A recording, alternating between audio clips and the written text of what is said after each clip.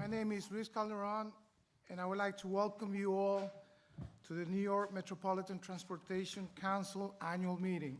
I would like to start the meeting by asking the board members to please introduce yourself, and if you're representing a principal, please state whom you're representing, starting with my far left. John Filippelli, EPA, representing Acting Regional Administrator Catherine McCabe. Good morning, I'm Peter Osborne. I'm the Division Administrator for Federal Highways New York Division Office.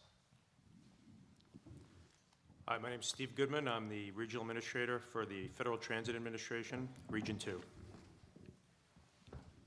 Good morning, my name is Darnell Tyson. I'm the Deputy Commissioner at the Suffolk County Department of Public Works, and I'm representing Suffolk County Executive Stephen Ballone. Good morning, my name is Gregory May. I am the Nassau County Taxi and Limousine Commissioner, and I am representing County Executive Ed Mangano.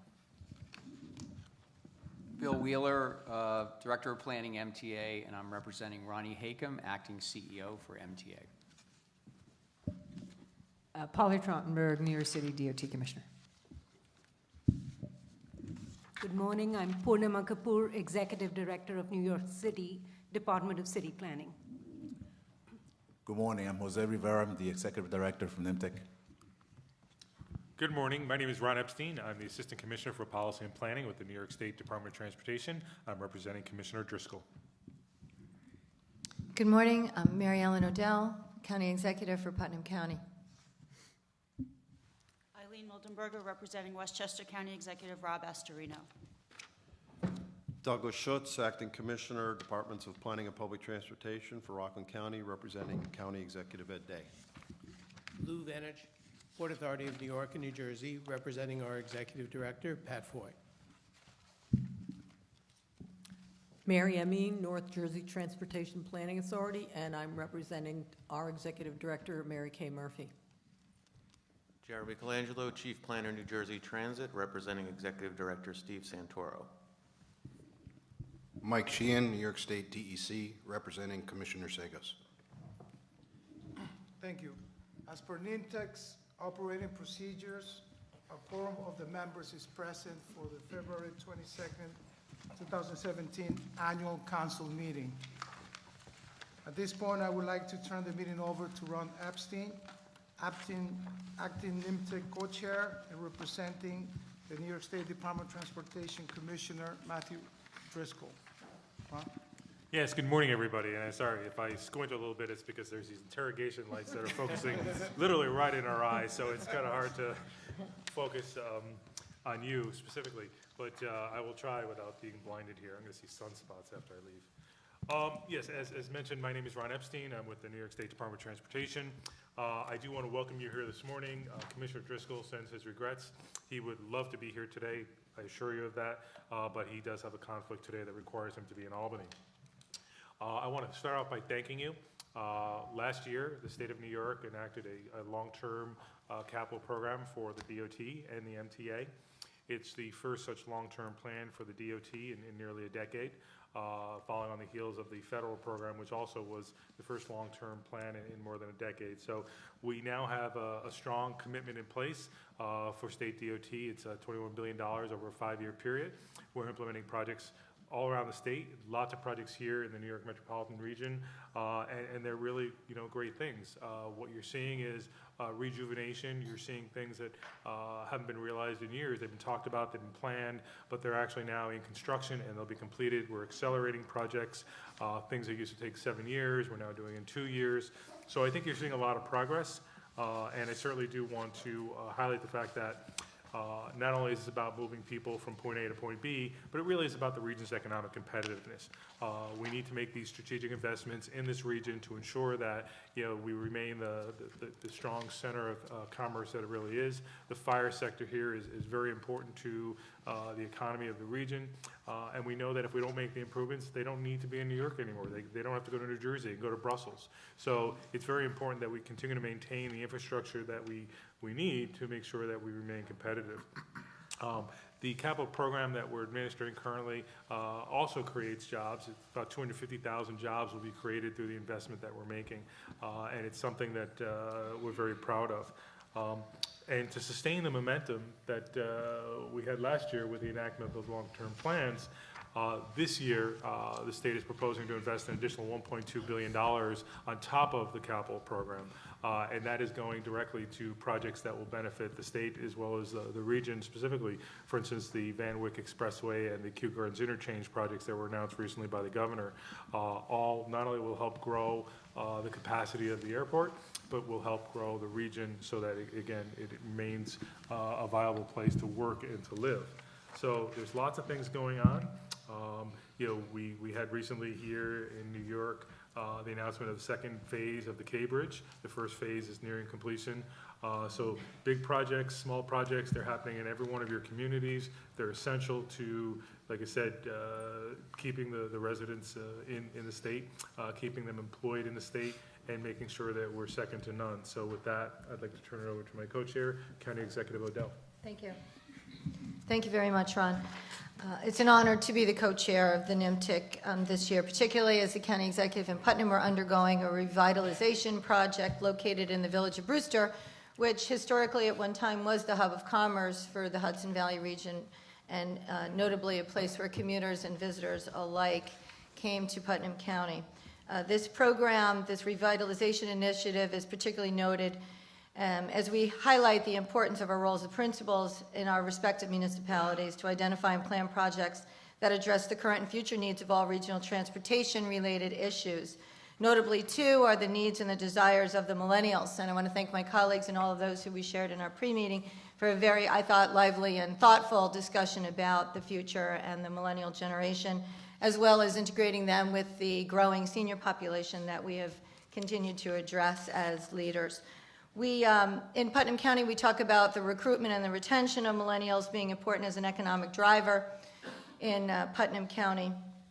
Of course, we'd like to harness their expected spending of trillions of dollars in their lifetime, and we look to it for the overall health and safety of our residents and our local communities. The planning and funding of transit-related projects comes with this understanding and the responsibility about the significance of mobility to all of our residents, how they live, how we work, how they spend their leisure time, and the overall importance of sustaining that healthy and safe community that we are all charged with as leaders. And as leaders, we're responsible to our communities to ensure that our vision includes all of the components of public safety, of course, in today's world, interoperability, and the value of communication as it relates to homeland security in all the areas of our transportation networks. And as principals, we should continue to explore those opportunities in a regional capacity as well.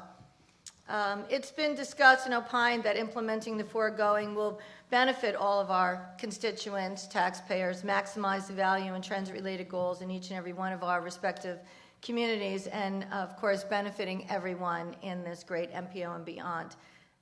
Now I'd like to, it's my pleasure to introduce NYMTC's Executive Director, Jose Rivera, to provide his report. Thank you.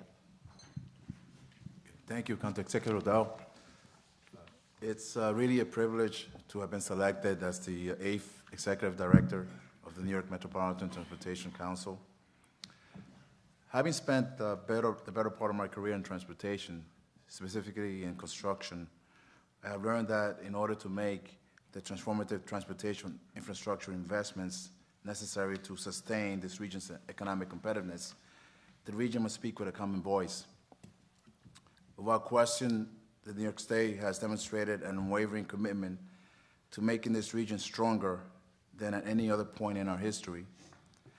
Under the governor's leadership, we are seeing a remarkable renaissance, including construction of the new New York Bridge, redevelopment of the new LaGuardia Airport, and completion of the 2nd Avenue subway. But this is just the beginning. These transformative projects are happening all across the region, including conversion of New York State Route 347 in Suffolk County into a green corridor, facilitating transit-oriented development adjacent to the Brewster Metro North train station. At the same time, both the new administration in Washington, D.C., and some in Congress have advocated for investing up to $1 trillion in infrastructure financing. Building on our success, this region is uniquely positioned to deliver on that promise. This promise will only be fulfilled, however, if it includes a balance of both public and private funding and finance tools. Any new federal infrastructure initiative should complement and utilize programs authorized under the Fixing America's Surface Transportation Act. That concludes my report, but at this time I want to thank the members of the board and the members of PFAC for their support. I also want to thank my staff for their support and all they do to assist the members, as well as their hard work in making the planning process happen. And now we'll turn the meeting back over to Ron Epstein. Thank you. Actually, I'll do this from here because we're a little tight in quarters. But it's my pleasure to introduce our keynote speaker for today, Carlo Scissura, President and CEO of the New York Building Congress. Carlos, where's Carlos? Down there? Okay, thank you. Carlos, as I said, is head of the New York Building Congress, and the New York Building Congress is a broad-based membership association committed to promoting the growth and success of the construction industry in New York City and its environs. The organization, which includes members from across the building community, provides a unique forum to advance an industry-wide agenda focusing on economic and infrastructure investment, job creation, and professional exchange. Prior to joining the Building Congress, Carlos was president and CEO of the Brooklyn Chamber of Commerce. Under his leadership, the Chamber became one of New York's largest business advocacy and economic development organizations, and its membership grew by more than 200% to over 2,200 members. It also launched a number of highly innovative and successful programs and initiatives, including Explore Brooklyn, Brooklyn Made, and Chamber on the Go, and received substantial new funding from government agencies and private foundations to support its work. Prior to joining the Congress, Carlos served as both the Chief of Staff and General Counsel to Brooklyn Borough President Marty Markowitz for nearly 5 years before leading the Brooklyn Chamber. He is a graduate of both Pace University and Pace Law School. Prior to his public service work, he had a solo practice in law in Dikers Heights, and he also previously served on the staffs of State Senator Vincent Gentile and Assemblyman Abadi. In addition to his professional work, he has deep roots in the community. He was a community member, board number 11, and elected to community board 20 in 1999. And during his 5 years on the board, he reinvigorated both legislative and drug and alcohol abuse and prevention committees and worked closely with parents and teachers. He was born in Bensonhurst. He's a lifelong resident of Brooklyn and currently lives in Diker Heights with his daughter. And please join me in welcoming Carlos to our council meeting.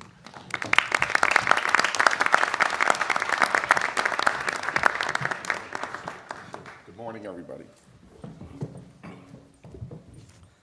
And let's see, I don't want to ruin your iPad here or but we'll try it anyway. Good morning, thank you. Ron, thank you for the very kind introduction. Good morning, everyone. It's really a pleasure to be here, particularly at NYU, which is really doing some amazing building and growing. It's exciting, by the way, they're growing in Brooklyn because that's where everything grows these days, in Brooklyn. But it's very exciting. Thank you to the board for inviting me. This is actually my first keynote as the new president of the Building Congress, so go easy on me, at least in the beginning. And really want to thank, of course, your co-chairs, Matthew Driscoll, who's doing a great job at the New York State Department of Transportation, and Putnam County Executive Mary Ellen Odell, and of course your Executive Director, Jose Rivera. It's really exciting to be here with two very dear friends of mine, of course, Purnima Kapoor from City Planning and Commissioner Polly Trottenberg, who both ladies are really changing the way we are building New York City, and I thank you both for your service. Ron gave you a good intro on who the Building Congress is. We are a membership-based organization. I like to say if the MTA goes there, then we represent you. So clearly you are all constituents of ours. We represent all corners of design, construction, engineering, higher education, medical, anybody really building in New York, we're here to help them. Attorneys, You name it, we get there. So if you're not a member, you should look at our website. You should join us. You should be a part of us. We are really an exciting place to be right now. And I think the exciting part of it is, you heard a little bit about what some of the board members were saying. New York is hot right now. There are things happening in New York that haven't happened probably in a generation, and that's exciting. Infrastructure is the buzzword. It's clearly the buzzword for the governor. It's clearly the buzzword for the mayor. We hope it will be the buzzword for the new president. We know Senator Schumer continues to talk about infrastructure, infrastructure, infrastructure. And I think we're all hopeful that when the noise settles in Washington, that we will actually get an infrastructure bill together. Polly, I feel the same, but we pray. But you know, in the meantime, while this noise is going on, and while we're hearing about everything that should be happening, it's all of our collective role to figure out, well, when that infrastructure bill is ready, is our voice being heard, and are the priorities of everybody on this board and the building Congress and people in this room at the top of the table? So we are focusing on preserving infrastructure, fixing infrastructure, the city, the state, the MTA, the Port Authority, and of course a big congrats to the Port Authority, which last year approved a 10-year, $32.2 billion capital plan, largest ever. So everyone is really focused on historic spending initiatives. MTA 5-year capital budget, $32 billion. New Port Authority, New York City capital plan. Obviously, the governor's priority is clear about infrastructure. So they're good for everyone. They improve the lives of residents, of employees, of tourists visiting any of the cities, not just New York City, but in the Hudson Valley, on Long Island. It's very important. LaGuardia, JFK, the joke of Joe Biden, we all know it well. The sad part is that it's true, but things are being fixed, and I think that's exciting. These initiatives not just provide beautiful new terminals or beautiful new subway stations, but I think, as Ron mentioned earlier, they provide hundreds of thousands of good-paying jobs to people in New York. And that's something we can never forget, that we are building not just because it looks good and it'll feel good and it'll be easier, but we're also creating the jobs of the future, so that's important. Second Avenue subway, great victory, but we need more. So phase one is wonderful, but we clearly know that the benefits of these expansion projects have already changed people's lives. You get on the Second Avenue subway today, and it's already crowded. That's a good thing, because it means that the 4, 5, and 6 might be a little less crowded. So the other thing is, how do we compete in a global arena? Well, without strong infrastructure projects, New York does not compete. It's very simple. So the airports, of course, we are the center of the universe, or at least we like to believe we are, and we like to say we are. But when you do travel the globe and you visit some other airports and some other subways and some other light rail systems and some other high-speed trains, you realize that we're so not the center of the universe in that. And that's bad. And everybody will agree that the time has come to stop talking, and the time has come to invest. And that's why the decisions by the agencies I've mentioned and our elected officials are critical, because they are investing in the future. You know, we've talked about airports, very important. I think we have to strike while the iron is hot. We're not always going to be focused on infrastructure spending, and now is the time to do it. One area in desperate need of improvement, of course, is our rail system.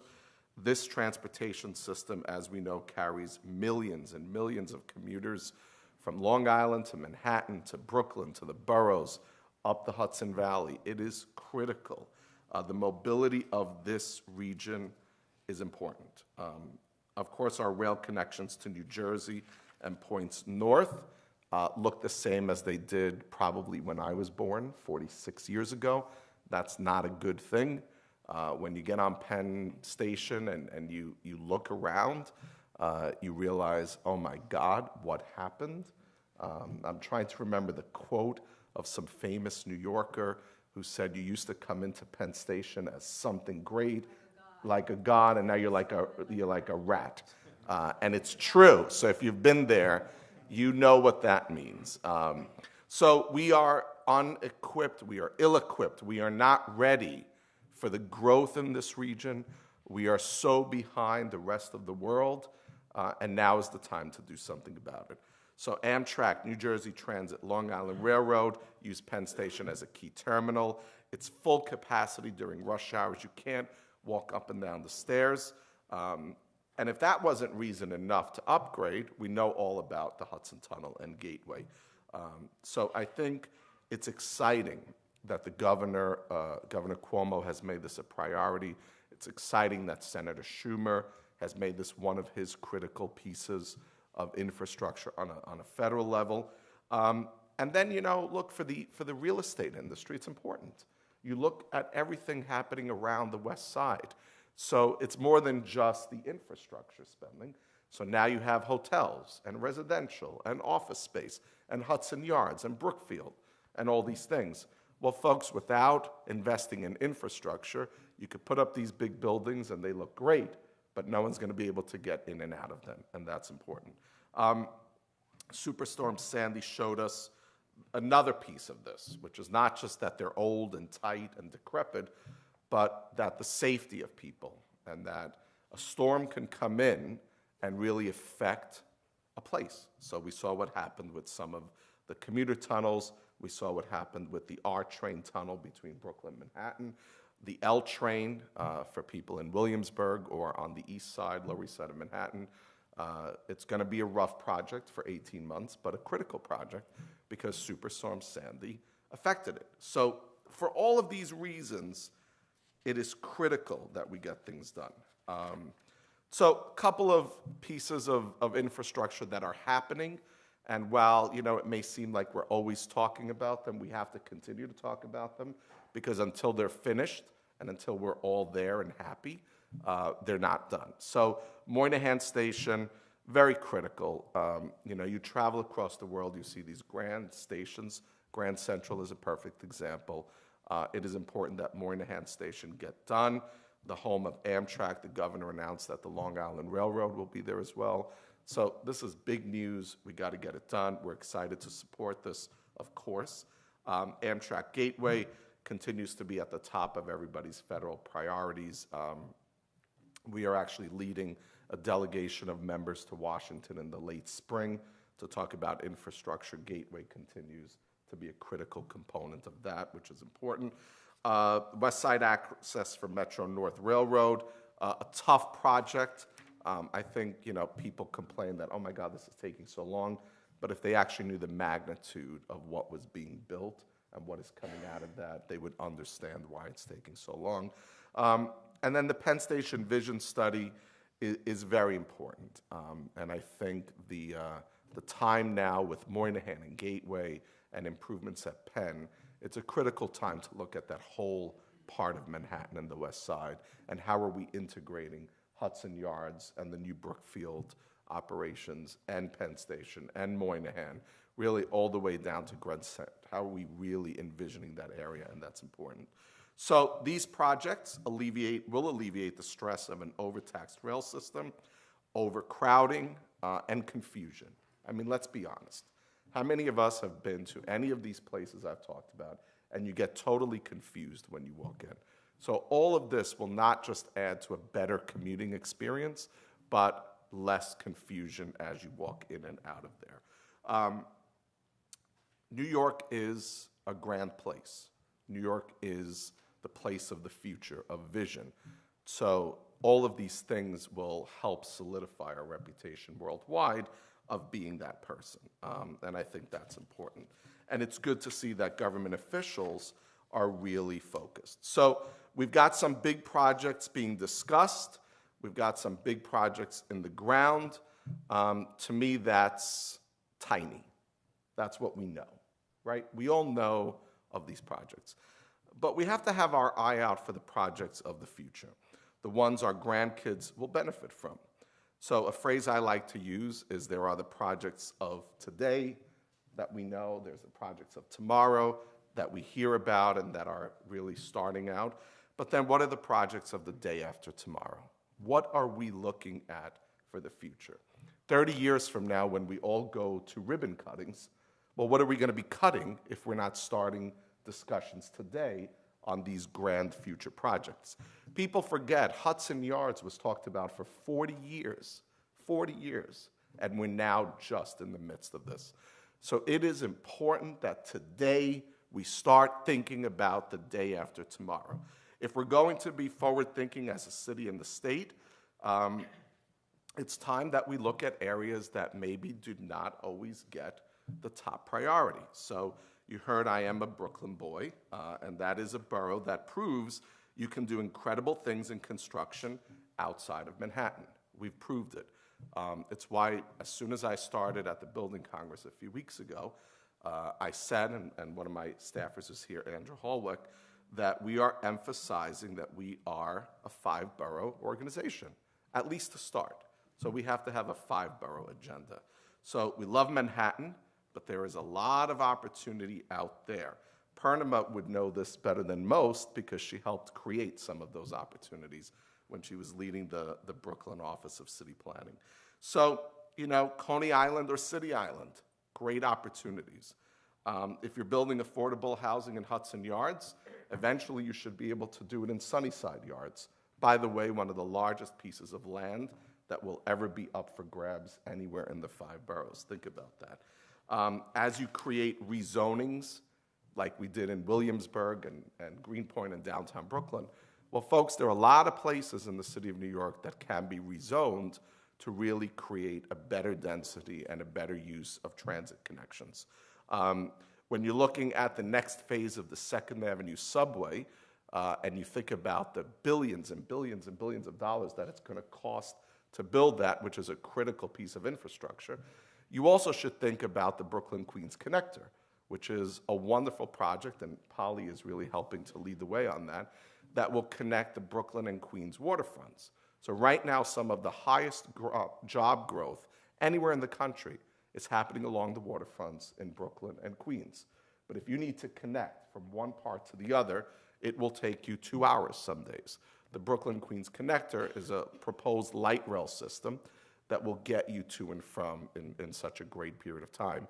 And when you think about light rail systems in Europe and other places, you say, I can't believe New York hasn't done this yet. Why? Why? It's clearly an important thing. One of my pet projects, and for those of you who will see me out and about in the future, you will hear about it all the time, is the decrepit and horrible Gowanus Expressway. Bob, my old friend Bob, is here. It's time to tear it down. Enough is enough. Tear down the Gowanus Expressway, build a tunnel, open up Sunset Park, Red Hook. You know, by the way, you'll see some laughs or questions up here because some people love this project and some people get nervous about it. But when you look at Paris and these underground tunnels, and you look at Sicily, where I go to often, and you say, wow, they built tunnels through mountains. You mean to tell me in New York we cannot tear down a horrible expressway that has killed communities, that has caused the highest rate of asthma, et cetera, and build a tunnel? If we can't do that here, then none of us should be in this business. None of us. So you'll be hearing about Gowanus, tearing it down, very critical. Let's extend the 1 train to Red Hook. AECOM put together this grand plan, but when you piece it out, you say, wow, maybe you could extend the 1 train to Red Hook. Why not? Let's develop a plan that will build Sunnyside Yards. A lot of stakeholders there, but there's a lot of smart people in this state that can put that deal together. Let's create an innovative mass transit solution for the North Shore of Staten Island. Very important. Let's extend Metro North, which is already happening up to the Bronx with 4 or 5 new stops in Hunts Point, Co-op City, Morris Park, and Parkchester. But when we do that, it's not enough to just say we're going to build new Metro North stations. Let's look at the area and see now how do we integrate these new stations into communities, into planning, into people's jobs. Let's put that all together. So there are a lot of smart people out there. Many of those smart people are sitting right here to my left. With this group of people, anything can happen. We have to create a positive environment for mobility and growth. We have to really help create these projects of the future, which are important. You know, what is the next Hudson Yards? What's the next Atlantic Yards, et cetera? And by the way, when you look at Manhattan, what are we thinking about the future of Manhattan? Yes, we know most of Manhattan is built, but there are still places in this city that you can have smart growth and really some smart future projects. So together, we have to get this done. It's easy to talk about a crucial part of the process. Obviously, it comes from our government officials, both on the city, state, and federal levels. For example, the Building Congress has urged the City of New York to take a more strategic approach to capital spending, capital planning, and strategic priorities. Much of the city's $8 billion in annual capital spending is reactive. Unfortunately, it has to deal with the problems of today. But are we really focused on tomorrow? So that's important. Imagine if the city adopted a process that forced it to combine, consider, and define its long-term priorities. It could begin to really include visionary projects that we've talked about into the capital program. So we've asked the city to look at a 20-year capital needs assessment that we will support and be a part of and help, by the way, so that we can all focus on the long-term needs. 20 years, to me, is tomorrow, right? If we look back 20 years ago, we say we can't believe how fast. And that way, we could really have a fully funded capital planning program. It's good for not just the city, it's good for all the stakeholders, the state, federal, MTA, Port Authority. Very important to build tomorrow. And then there are pieces of legislation that are critical. So New York State, it's such a simple question, but New York State must make it a priority to finally approve legislation to give the City of New York design build authority. It's simple. It's got to happen. It's got to happen tomorrow. As somebody who drives the BQE often, the triple cantilever project in Brooklyn Heights that I know is at the top of the commissioner's agenda, without design build, it is going to kill communities in Brooklyn. Kill them. Kill them. The traffic, the number of years, and the amount of money that this thing will cost will be nuts. So design build, very, very critical. Construction manager at risk, critical. Permitting a greater and wider use of public-private partnerships, which we've seen have worked on some great projects that are happening now.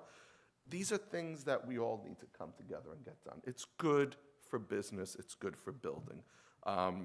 I think as we look at East Midtown rezoning, which is really happening, it's a top priority for the coming year. We should all come together and get that done. We have to look at former manufacturing areas, but not just in New York City, but across the region. What are we doing with these? Yes, there are some places where new manufacturing is happening, and that's great, but not everywhere will be the next hub of fashion or the next hub of food making. Some of them will not come back to their manufacturing glory. What are we doing to get those places up and running? Again, as we look at residential in the city and the region, are we really focused on places where there are great transit connections? You know, I live in a neighborhood called Dyker Heights. You may know it because it's known for the Christmas lights. We're very popular at Christmas time. But there is a corner of this area that borders Borough Park and Sunset Park. You can get on a D train or an N train express. If you got on an N train at 62nd Street, Pat, you'll know this, and Bob, you'll know this, you will get to Union Square in 20 minutes. If you got on a D train express, you'll get to the Barclays Center in 18 minutes. And yet, you come out of the station, and what do you see? Old buildings, empty lots, old factories, et cetera, et cetera, et cetera. That should become a hub of one of the next potential future zonings. I mean, you don't have to build subways. By the way, the D train was just fixed, and the N train is being done. Imagine that. Quick subway rides already built. And there's, I'm sure, many of these across the region that we're not looking at. So, obviously, cutting through red tape, big challenge. On the city level, the DOB Commissioner, Chandler, has been amazing, and he's been working closely with many people in the industry to help them navigate, and clearly that is a priority across the state to really cut through the bureaucracy.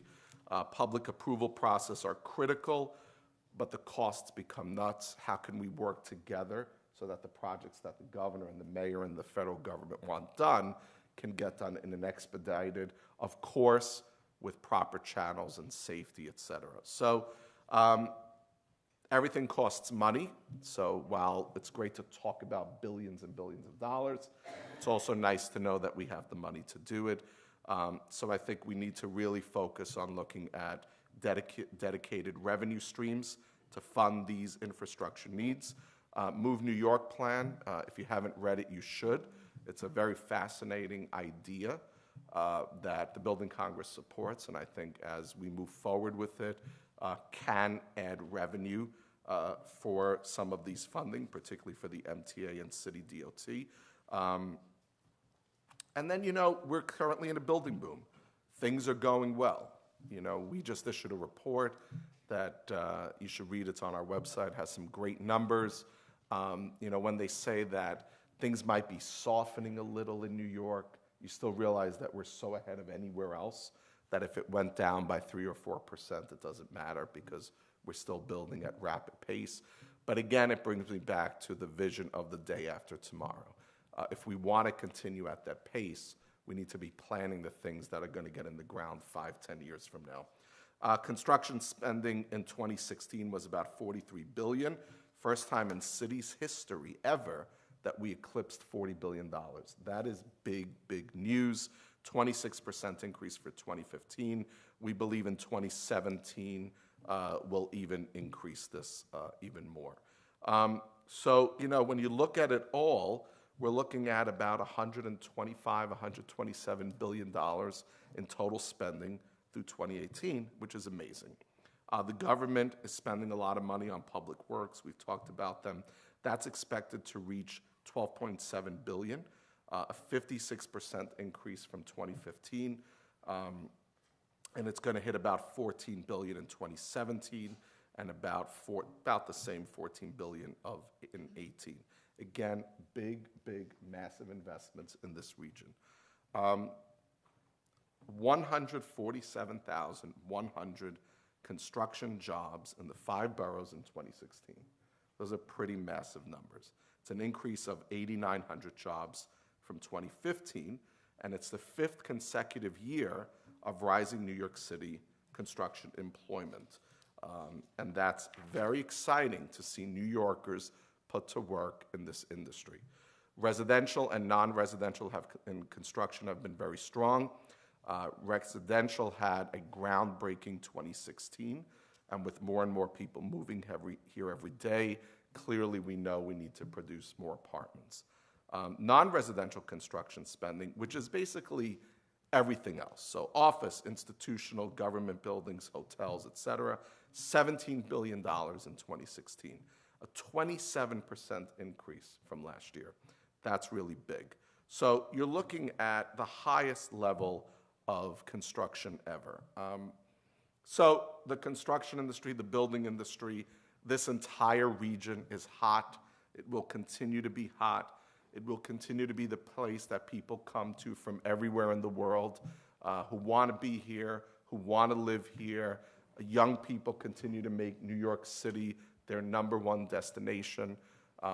So how are we working to do that? Well, everything I said, and plus thinking about everything that's happening, putting all of your collective minds together, finding more money, and I think ensuring that we are all, no matter where we stand, no matter what we think, but we are all united as we look at Washington, D.C., and what the next 2 or 3 years will come from there, that all of us, from the state to the city to organizations like ours to organizations like yours, are committed as one entity to say that we need money to come to New York and the New York region. So we're going to finish what's in the pipeline.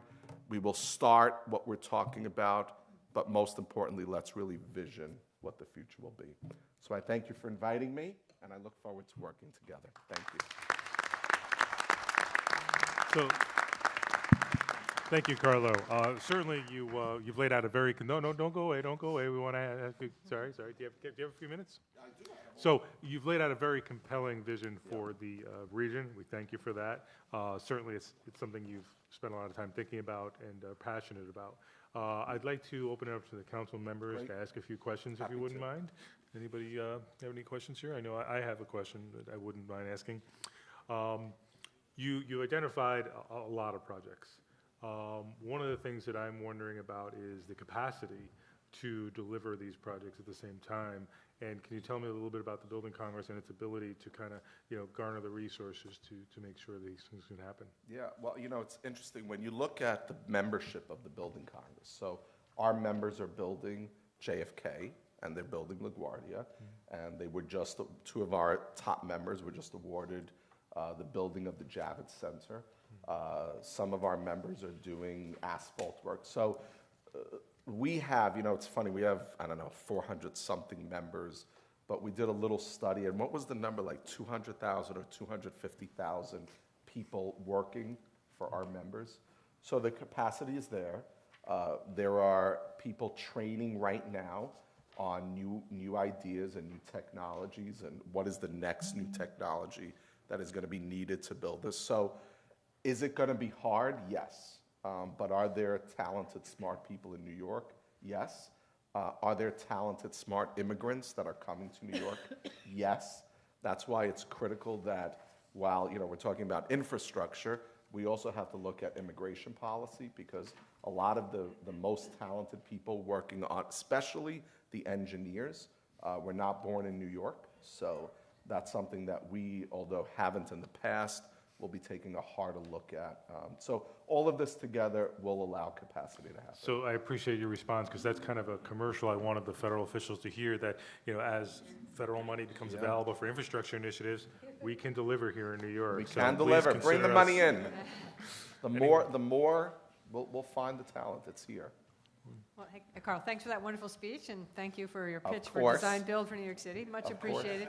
I want to actually, because we do have our federal partners here, a little bit, you all are heading down to Washington, just a little bit more on, what your message is going to be. Yeah. And I think we're interested in hearing about that. So we are bringing a small but powerful delegation of CEO level members who are doing all the projects I just mentioned, to really say that, A, we are ready to work. So if money comes to New York, as it should, we are ready to do the jobs. We don't need 10 years to plan it out. We have people that can build, so that's important.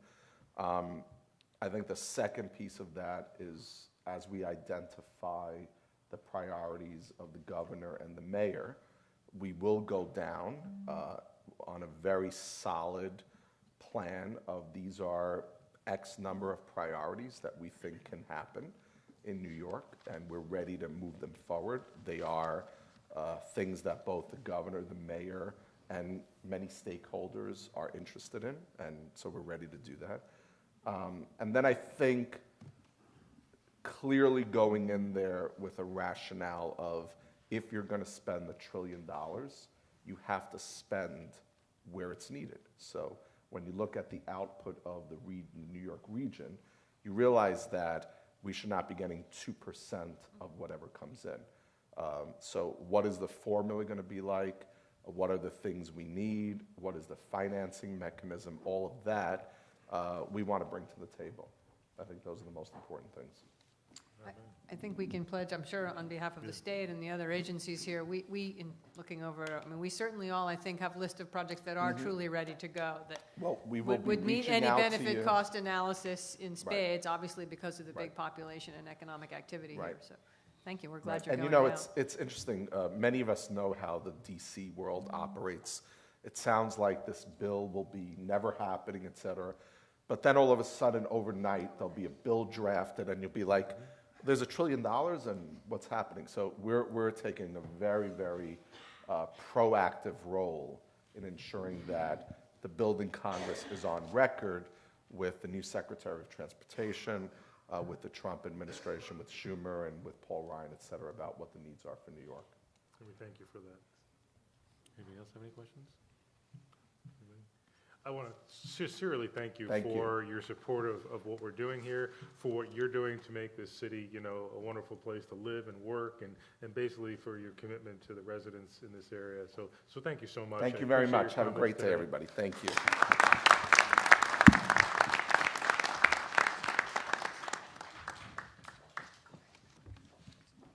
I too want to say thank you, and I think the optimum word there is proactive, and it's nice and refreshing to hear. On top of the billions of dollars, it's interesting to hear that everything is framed now in billions. We've moved from millions to billions. We're now going to move on to the public participation item on the agenda. 15 minutes of the agenda has been set aside to hear from the registered speakers. We will hear from these speakers in the order they are registered to speak for the duration of the allotted time. We ask each registered speaker to limit their comments to no more than 3 minutes so we can hear from as many speakers as possible in the allotted time. If you have printed versions of your statements, whether you speak or not, we will take them and share them with our members. And when I call your name, please use the microphone that is in the front of the stage. The first person I'd like to ask to invite to speak would be Robert Casara from the Brooklyn Housing Preservation Alliance. Good afternoon, ladies and gentlemen. Thank you for giving me the opportunity to speak. I am the president of the Brooklyn Housing Preservation Alliance. My reason for speaking is not to be talking about housing, but to talk about the sorry state of traffic in New York metro area, in particular, the Gowanus Expressway, as Carlo had just mentioned. I was a member of the Gowanus Expressway stakeholder group. We worked with the New York State DOT and the Federal Highway Administration in an attempt to replace the overcapacity, outmoded Gowanus Viaduct. Various alternatives were explored, and the tunnel alternative was one of the key options selected by the state to study. The New York State DOT shut down the study, and we never got a record of decision because, as stated by the DOT at the time, there was no recognized source of funding for the project. This was in 2007. The state spent $500 million in emergency money to supposedly keep the Gowanus Viaduct functional. The Cuomo administration recently pushed through the replacement Tappan Zee Bridge even before the funds were identified to pay for it. How was that possible without recognizing the funding source? The Gowanus Expressway, like most other highways in New York metropolitan area, is over capacity. The Gowanus starts backing up early in the morning, about 5 a.m. almost every day. It spills over into the immediate surrounding communities, much like a sewer backup, it stinks. It's a pollution problem. It's not efficient. It doesn't work, and we deserve better. We know, as you know, the New York and New Jersey Port Authority is in the process of replacing the Goethals Bridge with a much improved, higher capacity one. But to what end and for what purpose? It will merely introduce more traffic into the Gowanus Expressway via free access over the Verrazano Bridge into Brooklyn. We have a real transportation nightmare going on, and no one seems to care or to be addressing it in a substantive way. The bridge tolling problem can be easily fixed today with electronic tolling in both directions. The Gowanus Viaduct problem is also solvable by replacing it with a modern, high-capacity bored tunnel deep underground. Most of the preliminary outreach work in the community has already been done. It just needs to be updated so the community buy-in would be easy. Money funding always seems to be the problem, but we now have a president who says he wants infrastructure projects to put people to work and bring our infrastructure into the 21st century. Why not give him the opportunity to put the federal money to work for us in our own backyard and fix a half-century-old problem once and for all? Democrats and Republicans, let's get together and make this happen. Thank you very much. If there's any questions, I can answer them. Thank you. Thank you. Our second person to speak would be Neil Weissman. Neil's representing Complete George. Good afternoon.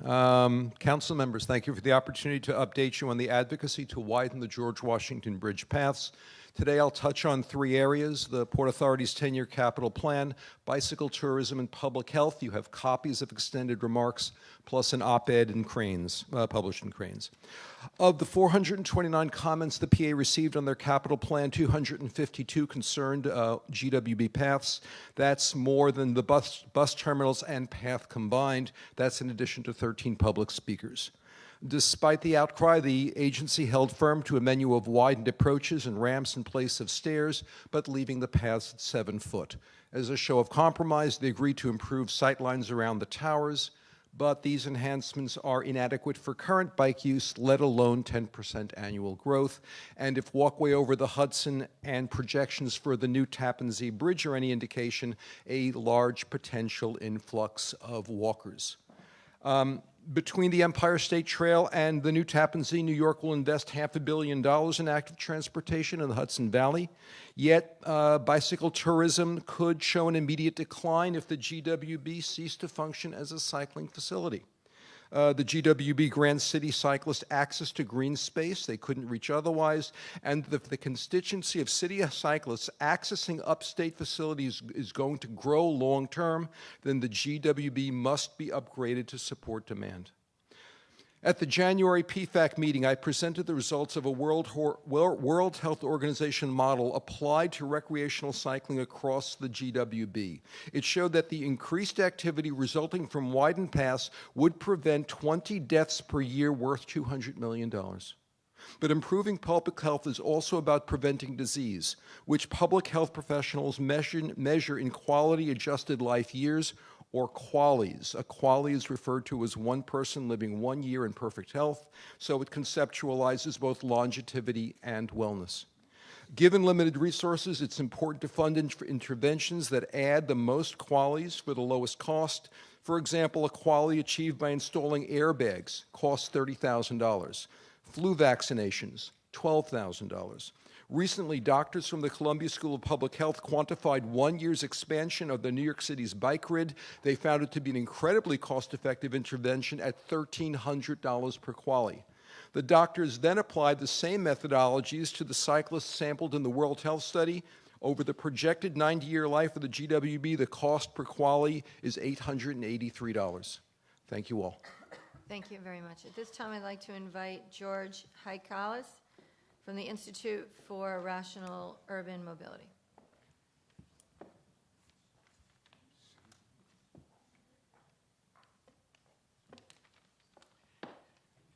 Thank you very much for the opportunity to address the Council. The Institute for Rational Urban Mobility, IRUM, is a New York City-based nonprofit concerned with reducing motor vehicular congestion and improving the livability of dense urban places.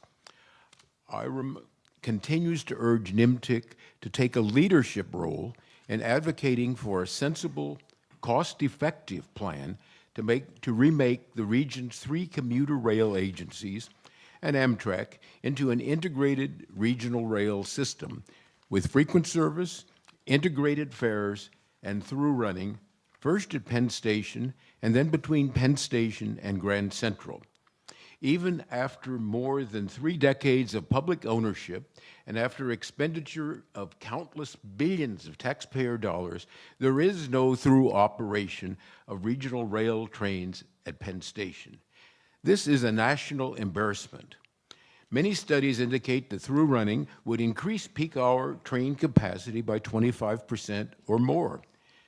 Better links between the suburban workforce and more than half of which resides west of the Hudson River, outside of NYMTC territory, sorry to say, and massive upzoning of East Midtown, proposed by the city administration, is critical for the development plan to be successful. That means better links between the workforce west of the Hudson and East Midtown. The attached thumbnail describes an affordable regional rail plan that would save some 75% of the capital cost of the $20 billion Gateway project, with its massive displacement of thousands of workers south of Penn Station, while producing a much higher quality of access to the core of the city. This council should stand up for the voters who elected its members and replace the inward-looking railroad bureaucracies responsible for the current failed plan. Working closely with other planning partners throughout the region, NYMTC should be advancing a cost-effective, state-of-the-art transit system that would be the envy of other global business centers. The council should make the case for sensible infrastructure investment. Thank you. Thank you. At this time, I'll invite Mr. Oren Gatz from the MNRCC.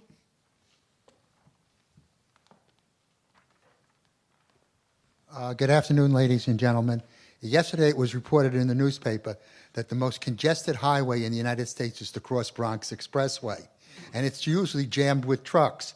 And if you look, the only place you can get across the Hudson River with a freight train is at Selkirk, south of Albany. There's no plans of how we're going to move freight across the Hudson River any more effective. And now the Port Authority is planning to build a new bus terminal over at 9th Avenue. And this could cost up to $10 billion. But we have no idea how these people, when they get off the buses, are going to get to the subways. And they're planning that this is going to bring in up to 330,000 people a day with this plan. Also, how they're going to get the buses through the Lincoln Tunnel and the exclusive bus lane. We have no answers here. And this is the reason we have these problems, is because we have no comprehensive strategic plan of how we're moving people through this area. I brought this up before, and it's the same problem I hear over and over again. We need a complete comprehensive plan that includes the whole area, not just the NYMTC area. And besides that, all the agencies have to become part of this. For example, the MTA is not an active partner in the Gateway project. This is a critical project that will expand Penn Station, provide critically needed tunnels underneath the Hudson River, and provide a replacement for the Portal Drawbridge over the Hackensack River, which is 108 years old, and provide the Bergen County Loop, which is a critical thing for Orange and Rockland counties, to provide us a one-seat ride into Penn Station. This is something that we need and have not had and do deserve. And please understand that if you look back in history, you'll find out that the MTA's withdrawal from the original Access to the Regions Core project was the reason why that project went down and was eventually canceled. We need all the agencies to become active partners in these projects and make sure it happens. And in particular, we need it to be part of the MTA must be part of the Gateway project. It is essential that they participate in this project and make sure that we have full support. Thank you. Thank you. Thank you to everyone for your comments and your participation. At this time, I'll turn the meeting over to Mr. Epstein. Thank you. Excuse me, tangle up here. So on September 7th, the council met, and we've distributed to the council members a copy of the comments from that from event. And so what I'd like to know, if anybody has any comments or questions, recommended changes to the meeting minutes, I should say. Seeing none, what I'd like to do is offer a motion that we accept the September 7th, 2016 meeting synopsis. Ask for a second. Motion second. All in favor? Aye. Aye. Any opposed? Any abstentions? The motion passes. Next up, what I'd like to do is ask for a presentation. I'm trying to figure out what staff is, but a presentation on the UPWP for the forthcoming year.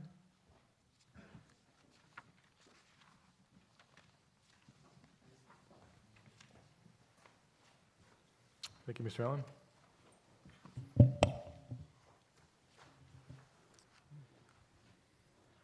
Hi, good afternoon. So this will be a brief presentation on the proposed 2017-2018 Unified Planning Work Program.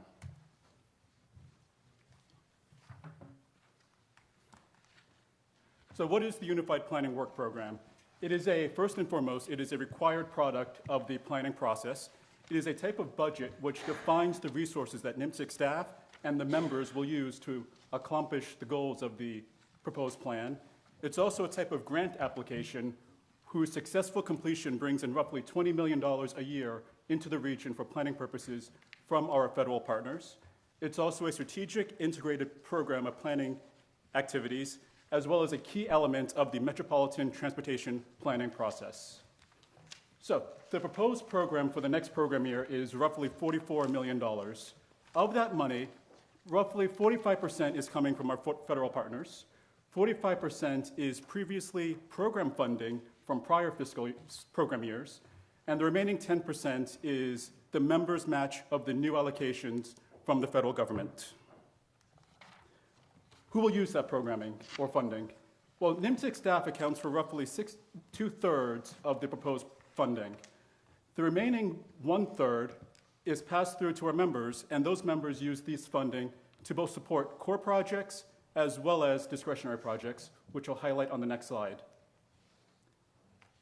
So of the members' proposed program at roughly $15 million, 53.2% goes to support the core program, and 47% roughly supports the discretionary program. So what is the core program and what is discretionary? The core program, these are the projects that are required to complete NYMTC's required planning products and analyses. It also is used to fund the operating of the planning process and maintains NYMTC's technical capacity.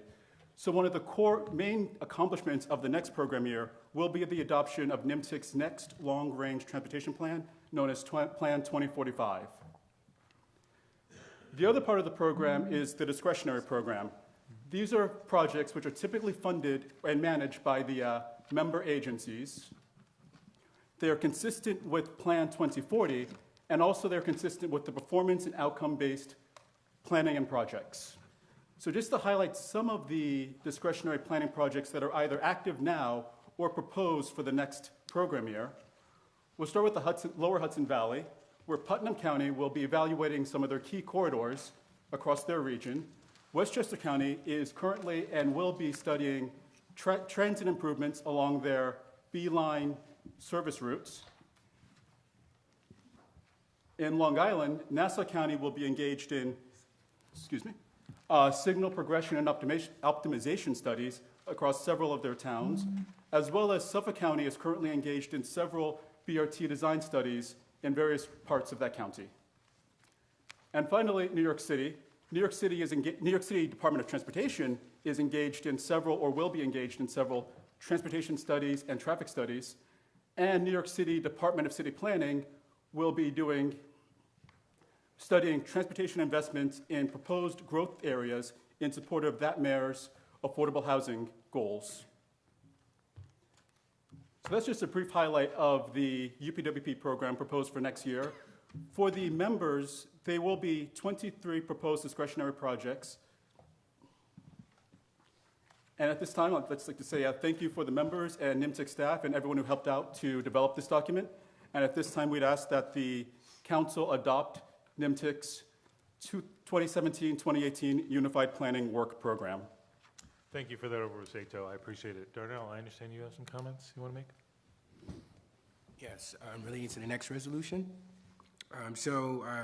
Resolution 2 actually would be an amendment to include the BRT projects that Suffolk County has underway for Routes 110 and Nichols Road.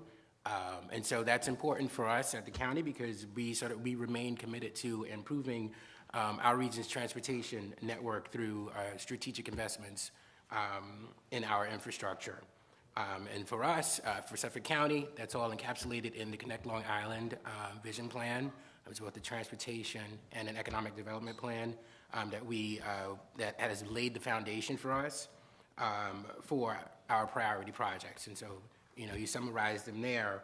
They're key because for us, they provide north-south connections that would be fast and frequent service to complement the service that the MTA provides on the east-west access. So those things are key for us in terms of moving forward. And so, we look forward to working with NYMTC to make the investments that we need to on the county level to ensure that we keep pace with the region's growth and, again, continue to retain our millennials and take care of our seniors. Any other member like to comment on the UPW or projects that the UPWP may lead to? Bill? I guess this is a little premature because we're going to act on amending the plan in a minute, but we're talking about a transit project in the suburbs. So I don't want that to go unnoticed. I think it's extraordinary. I think it's a terrific effort by Suffolk, and it's both in the program itself, and we're going to be acting on it to add it to the plan. I think it's a sign of the times.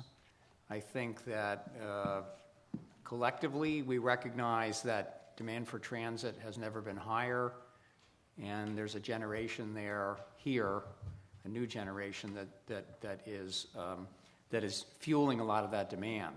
So I think I just want to comment, I think it's a terrific, not only project, but a theme in terms of transit investment in the suburbs. And again, I don't want it to go unnoticed. There are many speakers that come year after year and say, well, NYMTC doesn't do this and they don't do that and they don't recognize transit and we build too many roads. And this is a big transit project in the suburbs. So I just wanted to thank you for that, Darnell. It was a great effort and have that recognized. Yeah. Thank you. So what I'd like to do is I'd like to make a motion to adopt the UPWP, and then also we'll bring Jan up to talk specifically about the Suffolk County BRT proposal. So can I have a second for the UPWP? Second. Okay. All in favor? Aye. Any opposed? Motion passes. Thank you, Sato. Appreciate it. Jan?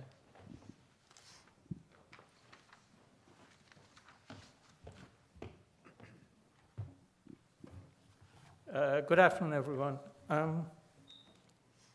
Council co-chairs, council members, I think my job is just made a bit easier. All I'm doing here now is to, on behalf of the NYMTC staff, your staff, present to you Resolution 2017-2, which seeks to amend the two BRT projects in Suffolk County into the fiscally constrained regional transportation plan. That's the current plan, the 2014 to 2040 plan. So as was mentioned by the Suffolk member, these two projects are part of the Connect Long Island endeavor that's being pursued by Suffolk County. So you heard the description of the project, you heard its support from the MTA. And so all I need to do now is to ask you, or to recommend to you, that you adopt Resolution 2017-2 to amend these two projects into the fiscally constrained current RTP. Thank you, Jan. Any further discussion on this topic? So I'd like to make a resolution to adopt the amendment, which would incorporate the Route 110 and Route 97 BRT projects into the fiscally constrained plan.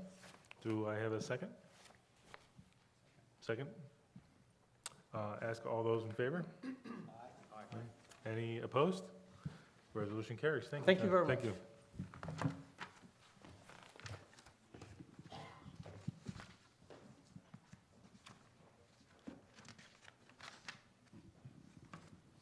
So now what I think we'd like to do is, as we're winding down today's meeting, is recognize a number of individuals who have spent a lot of time, dedicated a lot of commitment to the council. What I'd like to do is read a resolution. The resolution is in recognition of service by the former MTA Chairman and Chief Executive Officer Thomas F. Prendergast and former New York City Department of Planning Director Carl Weisbrod as principal members of the New York Metropolitan Transportation Council. The resolution states, whereas Mr. Thomas Prendergast was the chair and chief executive of the MTA, and whereas Carl Weisbrod was the director of the New York City Department of Planning and chair of the New York City Planning Commission, and whereas Mr. Prendergast and Mr. Weisbrod served as principal members of the New York Metropolitan Transportation Council, and whereas during their tenures as principal members, Mr. Prendergast and Mr. Weisbrod served the council with dedication and provided valuable guidance and vision and helped shape the future of New York City and the NYMTC region. And whereas Mr. Prendergast and Mr. Weisbrod have now retired, therefore, be it resolved that the New York Metropolitan Transportation Council acknowledges the service of Mr. Prendergast and Mr. Weisbrod for their valuable guidance, their leadership, and their various contributions as principal members of the council. This resolution shall take effect the 27th day of February 2014. I would like to first offer a motion to accept this resolution on behalf of these two outstanding individuals. Can I have a second? Second? All in favor? Aye. Any opposed? I do want to take a second here and also offer the opportunity to council members. I have worked with both individuals over my career. I've worked with Tom a little bit longer than I have with Carl. Both of them, both regionally and nationally, have exemplified public service. Again, their passion, their dedication, their commitment is unparalleled in terms of what they have done for their respective organizations. And I think that we've all up here, and I hope you as well, have learned an awful amount from them and their guidance. And I don't want to say they'll be missed, because I'm sure they will be back in different capacities at some point. But certainly, we want to say thank you. I personally want to say thank you. Tom has been somewhat of a mentor to me, and I appreciate his guidance over the years. So with that, I'll open it up to anybody else who might want to say something. Or not. Yeah, Tom loved transit and loves transit, and he actually has participated in NYMTC meetings before, and we'll miss him. And I'm going to be seeing him on Friday, so I'd be glad to deliver the resolution. Thank you. I appreciate that. I would like to say that we're very proud in Putnam County to call Tom a constituent and a neighbor. Well, okay, that resolution has passed, and we will transmit it to both the individuals. And again, I think it can't be understated the value that they have contributed to this region. And so, again, on behalf of all of us, I want to thank those individuals. Speaking of dedication and service, I also want to address, in terms of another resolution, basically Gary Lenberger from Suffolk County Department of Transportation. It will be retiring, so I would like to read you a resolution recognizing Gary as well.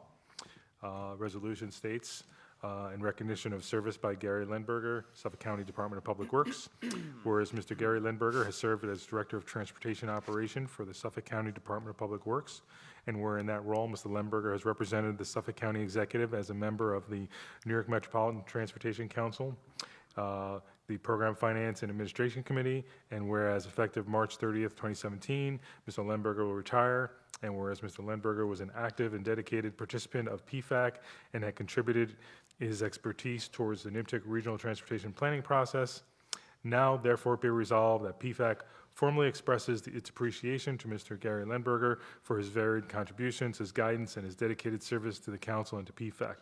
This resolution shall take effect on the 22nd of February, 2017. With that, I would like to offer this resolution. I would like to recommend approval. Motion to approve. Can I have a second? Yeah. Second? It's a good thing Suffolk approved it. All in favor? Aye. Any opposed? Thank you. And again, this council would like to thank Gary for his Ron, service. can I say something real quick? I just wanted to recognize Gary and Darnell. They gave us an enormous effort when we were trying to plan for the possibility of a Long Island Railroad strike a few years ago and how to transport over 100,000 customers a day by bus. And the logistics were overwhelming. And Gary and Darnell and the Suffolk team and the Nassau team, and Greg worked on that also. I mean, it was just extraordinary and exemplified regional cooperation. So I will miss you, Gary. Hopefully we won't need to plan that kind of a thing again, but I just wanted to recognize Gary for that. Thank you. Any other comments?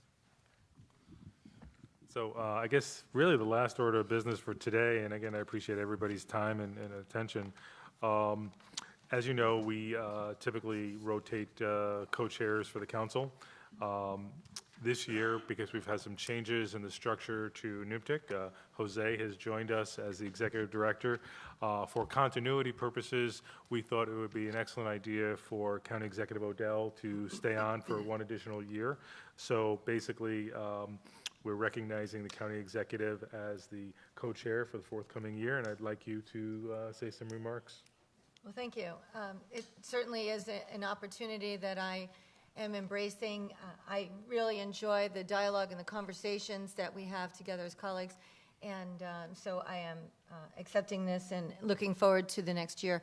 And I am still going to put out the invitation and insist that we host a meeting in Putnam County for everyone to come to see where the country begins. So thank you very much. Well, now I guess, unless anybody has any new business, the most important motion of the day, motion to adjourn today's council meeting. Motion to approve? Second. I'm sorry, second, yep. Thank you. All in favor? Aye.